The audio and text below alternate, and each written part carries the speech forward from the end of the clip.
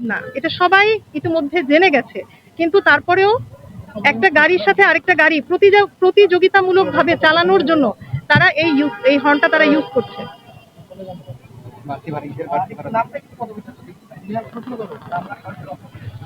বাড়তি ভাড়া দিয়ে ও নাম নাম শিফা নুসরাত, পদবি এক্সিকিউটিভ ম্যাজিস্ট্রেট বিআরটিএ।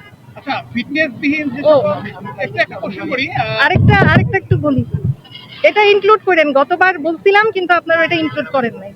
সেটা হচ্ছে আজকের এই অভিযানে আমাদেরকে বাংলাদেশ সেনাবাহিনী সহযোগিতা করেছে, তাদেরকে অসংখ্য ধন্যবাদ। আচ্ছা, একটা কোশ্চেন ছিল, সেটা হচ্ছে যে ঢাকা শহরের রাজধানীতে লক্কর ফিটনেসবিহীন বাস প্রতিনিয়ত চলছে এবং আপনারা যখন আজকে এখানে অভিযান চালান, এরকম সম্ভবত 3 থেকে 4টি বাস আপনারা ডাম্পিং করেছেন। এই অভিযানটি আপনাদের অব্যাহত থাকার কথা।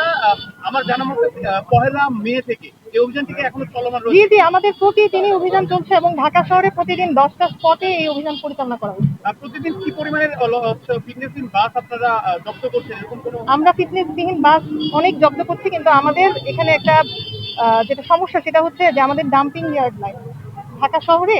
এই ফিটনেসবিহীন বাসগুলোর যে আমরা রাখবো ডাম্পিং দেওয়ার জন্য, আমাদের কোনো ডাম্পিং ইয়ার্ড নাই।